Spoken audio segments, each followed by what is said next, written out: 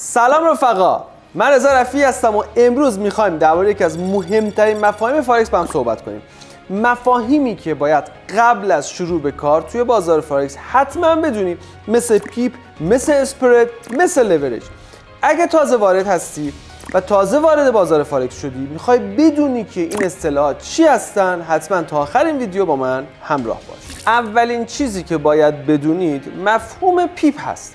پیپ کوچکترین واحد تغییر قیمت توی بازار فارکسه. مثلا توی جفت ارز یورو یو اس دی اگه قیمت 1.1060 باشه و قیمت بشه 1.1061، یعنی قیمت یه پیپ اومده بالاتر. پس پیپ همون چیزیه که ما تغییرات کوچیک رو باهاش اندازه گیری میکنیم. اسپرد مسئله بعدی که بعد درمونش صحبت کنیم. اسپرد یعنی تفاوت قیمت خرید با قیمت فروش. شما توی هر معامله‌ای که انجام میدی یک هزینه‌ای داری که همون اسپرده.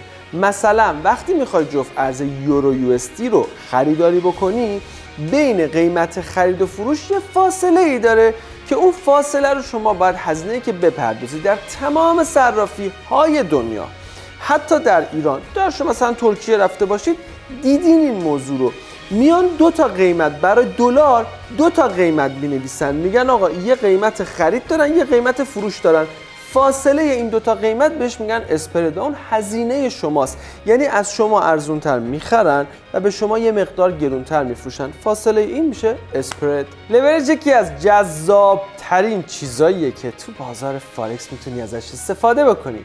با لورج شما میتونی با پول کمتر حجم بزرگتری رو معامله کنی. مثلا با $100 میتونی معاملاتی به ارزش $10,000 ترید باز بکنی. خب خیلی جذابه دیگه. ولی خب این لورج مثل تیغ دولبه است، هم میتونه سود شما رو زیاد کنه، هم میتونه ضرر زیادی بهتون بزنه. پس باید خیلی مراقبش باشی و خوب با دقت ازش استفاده بکنی. ببین لورج کلا یعنی اهرم به شما تو بازار فارکس 100 برابر تا 500 برابر تا 1000 برابر پولتون قدرت خرید و فروش میدن و شما میتونی تا 1000 برابر پولت خرید و فروش بکنی. پس اگر بلد باشی مدیریت سرمایه کنی، فوق العاده میتونی اتفاقای خوب رو رقم بزنی. و اگر تازه وارد باشی و مدیریت سرمایه نکنی، بلافاصله بسیار راحت پولتو از دست خواهی داد. حالا روی نمودار با هم نگاه بکنیم اسپرد رو کامل و پیپ چی بود.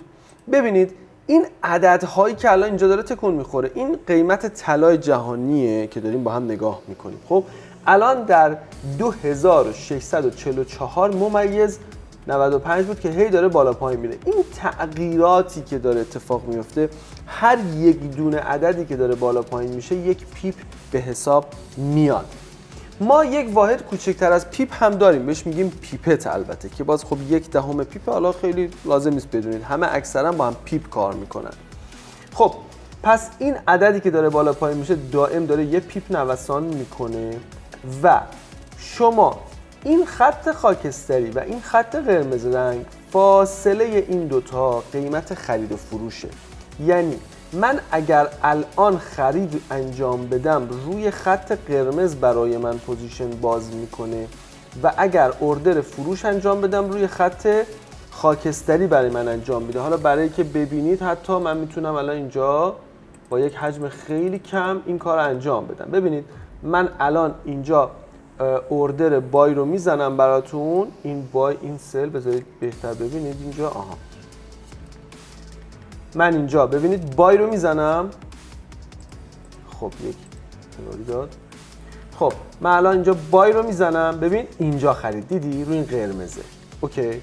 حالا من میام سل رو میزنم، فروش انجام میدم، نگاه کن روی خط پایینیه برام یک نقطه چین باز شد. این نقطه چین ها داره نشون میده اوردر هایی که باز و بسته شدن و خب بعدم میتونم اینجا راست کلیک کنم کلوز رو بزنم.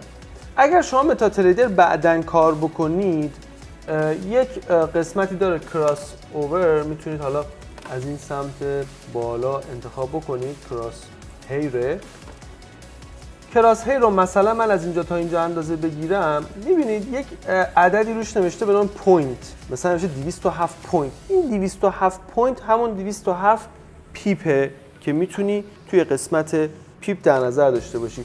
یعنی فاصله از اینجا تا اینجا 200 خورده پیپه. و این پوزیشن بایمونم رفت توی سود. من راست کلیک کنم کلوزش رو بزنم. خب اینم از این. پس فاصله این دوتا بهش میگن اسپرد که شما هزینته، یعنی وقتی من باز میکنم اون بالا و توی ضرر هستم و بعد بهش برسه. یک بار دیگه من اینو براتون باز کنم، این بار بیایید ببینید که شما در ابتدا داخل ضرر میروید. من این رو بیارم بالاتر شما بتونید قیمت ها رو هم ببینید. ببین الان من هیچ پوزیشن ندارم، من یه دونه پوزیشن بای اینجا باز میکنم. دقت کن رو خط قرمز باز میشه. اوکی، بعد نگاه کنید، من الان نگاه کن توی ضرر هستم، منفی بود حسابم. میبینید تا زمانی که خط خاکستری برسه به این نقطه چینه من در ضرر هستم. زمانی که خط خاکستری از نقطه چین بره بالا من وارد سود میشم. حالا یک موضوع تخصصی رو بگم، شاید دوستانی باشن که بگن آقا من متاتریدر کار میکنم ولی این خط قرمز نیست. ببین الان رفتم توی سود، میبینی دیگه رنگش آبی شد، من توی سودم. میتونم همینجا این ضربه رو بزنم و پوزیشنمو ببندم که خب حالا باز اومد توی ضرر. الان رفت توی سود، ضربه رو میزنم و پوزیشنم بسته شد. اگر این خط قرمز براتون نبود توی چارت، بعداً کامل توضیح میدم چجوری اصلا به اینجا میرسیم و هنوز خیلی با هم کار داریم. خب به هر حال اونایی که لازم داشتن روی نمودار راست کلیک کنید، این پایین پروپرتیز یا F8 رو بزنید. بعد از این صفحه‌ای که براتون باز میشه اینجا اسک شو اسک پرایس رو بذارید. این تیک شو اسک پرایس رو که بذارید نگاه کنید این خط قرمزه براتون نمایش داده میشه. اینم از این. مرسی که تا اینجا با من همراه بودید. امیدوارم الان مفهوم پیپ و اسپرید و لورج خوب دیگه درک کرده باشید. اگه دوست دارید آموزش‌های بیشتری ببینید میتونید سیگنال های رایگان هم دریافت کنید. تازه توی کانال تلگرام عضو بشید، لینکش داخل همین کپشن همین ویدیو هست. و در ضمن اگه پیج ما رو فالو نداری که توش کلی باز آموزش های دیگه است، حتما سابسکرایب کن پیج ما رو تا بتونید داشته باشید. پس توی تلگرام میبینمتون، با ما همراه باشید، منتظرتونم.